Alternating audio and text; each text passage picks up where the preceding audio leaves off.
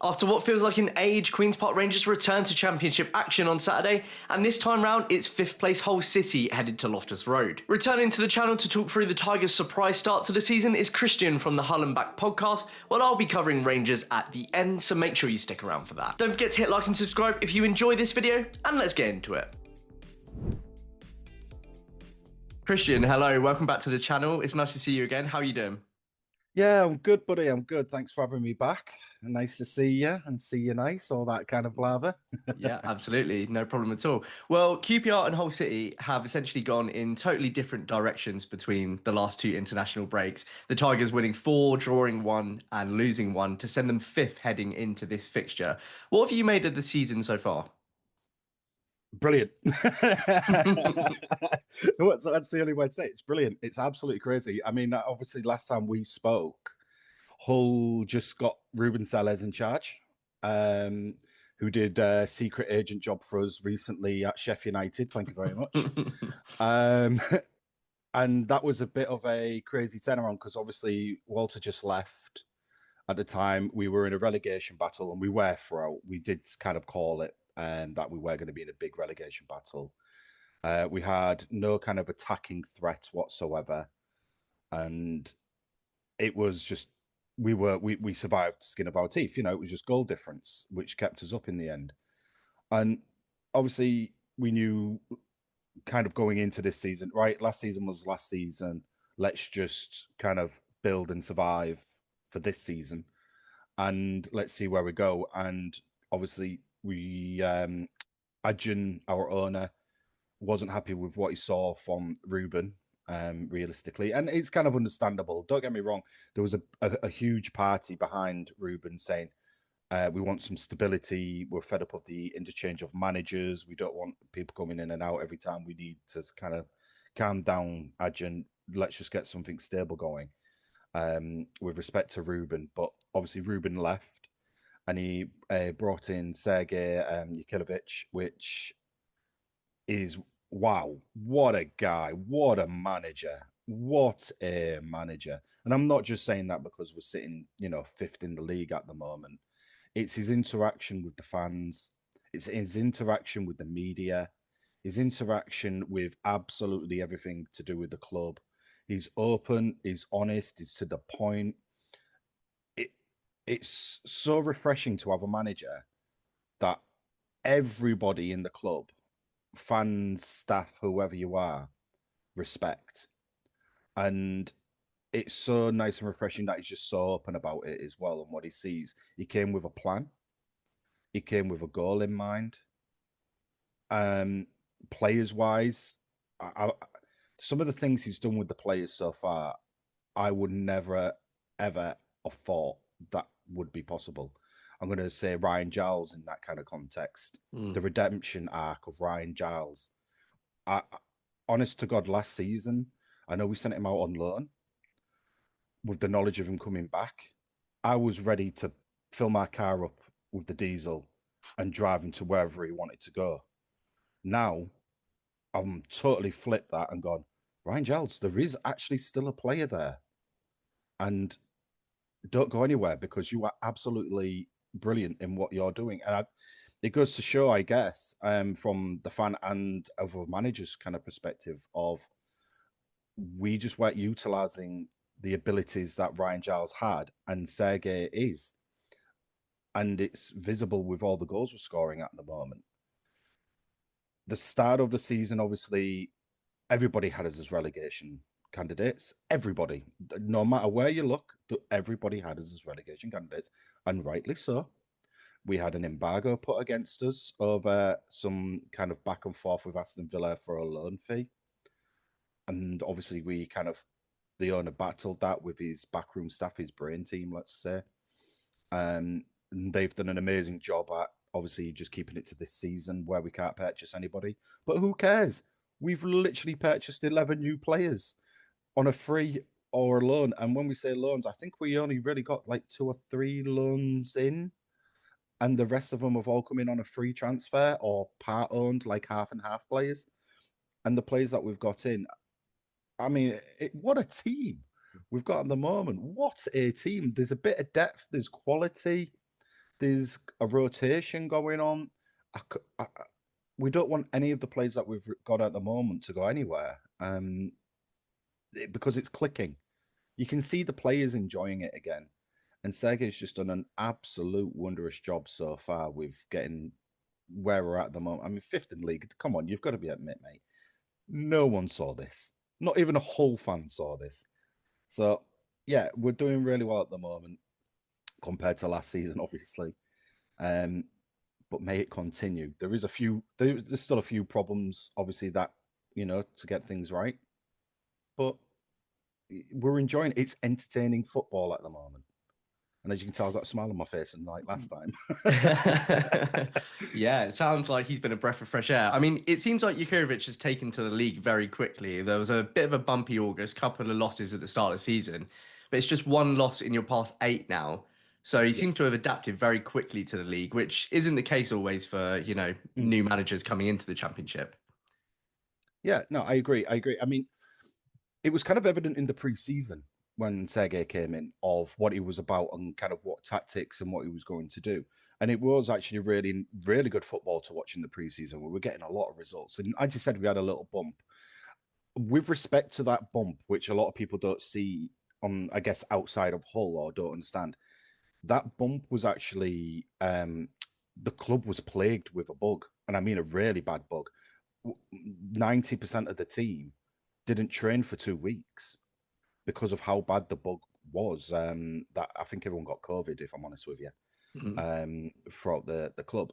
And then we had I think it was Blackburn. I think it was the game we had, and it was a really bad showing. But if you I'm not saying you guys go watch it again, but for any of the fans from Hull, they will understand. If you look at it, you can see the players were lethargic, they were tired. There just wasn't anything that was along those lines of it wasn't Hull playing then. It was just a load of lads that have just come together after being out on the night out. It kind of looked like it was one of those. But ever since that point, it's goals galore. He, when we say he's adapted, I think his record, though it's international and it's the leagues that you kind of can look at, it's very attractive.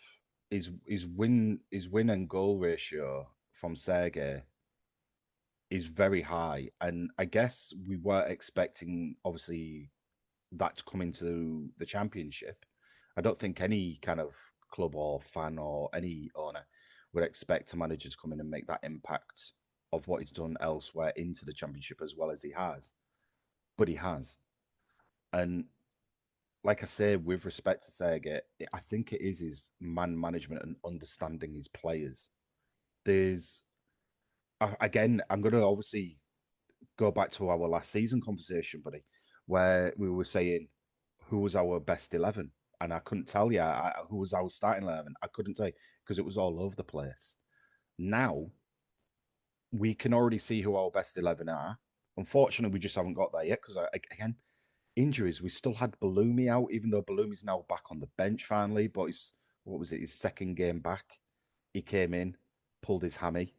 So he was out for another 4 to 6 weeks. Liam Miller, after again a year out, and what a game! He came back as a sub, and oh, what a game he had! That goals and things like that. To see Liam Miller back on the pitch was amazing. But lo and behold, starts a match. What happens? Hamstring goes. So again, another 6 weeks out. We've got Matazo still to come back from his ACL, and that's actually due him back on the training / kind of in the mix between now and mid-December. So having a Matazo back in the central midfield as well, where we're a little bit light at the moment. Don't get me wrong, the guys are doing well, but Lundstrom was being injured. But again, Lundstrom's back now from injury. I mean, Ollie McBurney, the guy, uh, unfortunately, last 4 games out injured, but still scoring goals. And guess what? He's back in, I believe, potentially against you guys, potentially, uh, which is nice to see. So yeah, even though we've had a lot of injury, we can still look at our kind of starting 11 and go, that's our starting 11. But whoever's filling in the gaps at the moment, we're not kind of overly worried and going, wouldn't really play him there. There's none of that this season. Mm. It's what magic can Sergey pull out the bag? And again, do you know what we really do like about him? And it's totally honest with other managers in the league, is he's not afraid to change it up. And when I say change it up, he'll look at the opposition before the game and go in with a game plan, a formation, and things like that. And then when it gets to half time, if he's just not satisfied, even if we're 1-0 up, but you still see the pressure, or we're 1-0 down, does not matter. If he sees an issue, he will change it. He will take a player off. It doesn't matter. He will put them back. He'll put somebody else in if they're not having the best game. If the formation isn't right, he won't care. If we're playing 4 at the back and he all of a sudden he goes, might need to stop that guy in the wing, but I also need the bit in the middle. Let's play 5 at the back and see what happens. He does not care what he does. And I don't mean that in like, oh, you don't care about Hull. I mean, he just doesn't care on his actions and it's all on him. And it's the confidence to go and do that as a manager. And it, you know what? He's not going anywhere. You're not having Sergey. No one's having Sergey at the moment. He can stay for the long run for me because I've not seen a manager like this at Hull in, you know what? I can't even remember as one that's has had a positive impact as he has. Yes, I can look at Steve Bruce when they got us in the Premiership and blah blah blah. But the feeling you get with Sergey is a manager that you can build a team around, which is just yes, please. So you mentioned Ryan Giles already. He's leading the league for assists with 6. What Yeah. other players should Rangers be worried about on Saturday? And on the flip side, where could QPR have some joy against Hull?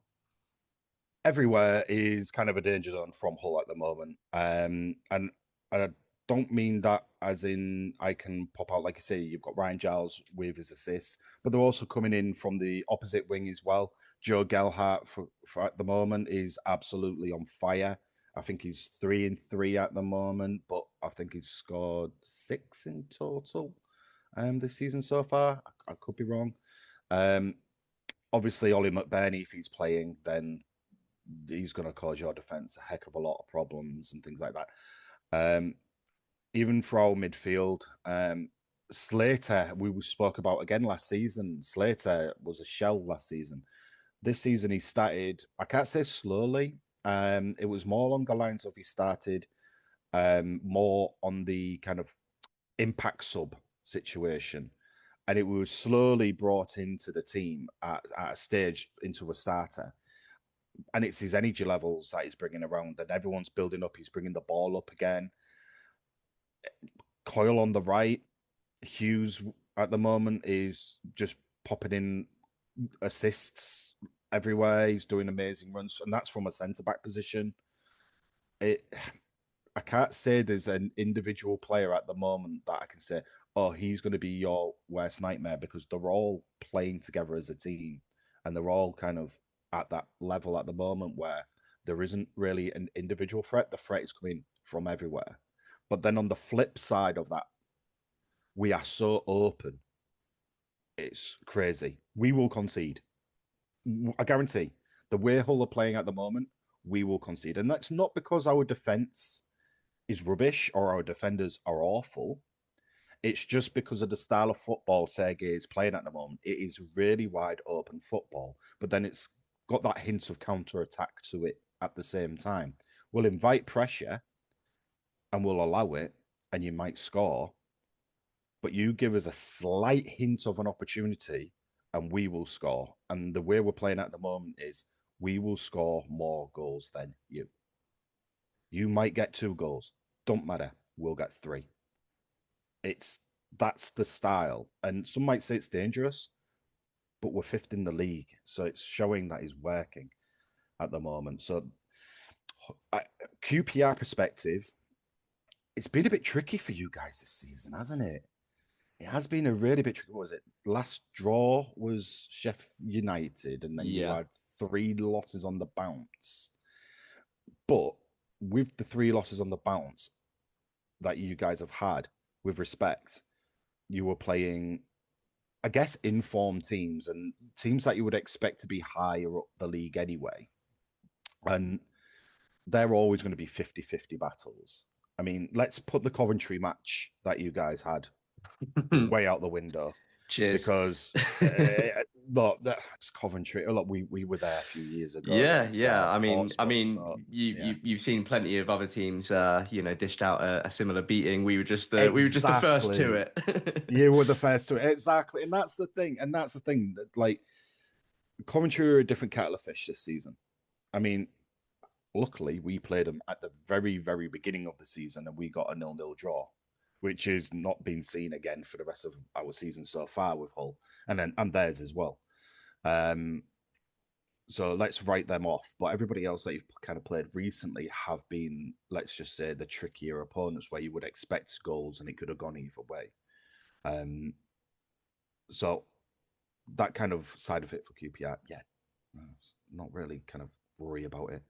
Again, for us, we don't know who we're playing at the moment to the point of how we're going to react to them. Because again, let's look at last season. Let's look at the beginning of the season. We were expecting to be in a relegation battle again. We had an embargo against us at the beginning of the season. Like, that's our mindset. And all of a sudden we're fifth and we're scoring goals everywhere. It just doesn't make sense in our brains, but let's enjoy the ride because it's good football. So yeah, with respect to that, yeah, it's going to be, again, Hull QPR. It's going to be a great game. It's going to have goals. I promise you it's going to have goals. It's going to be entertaining.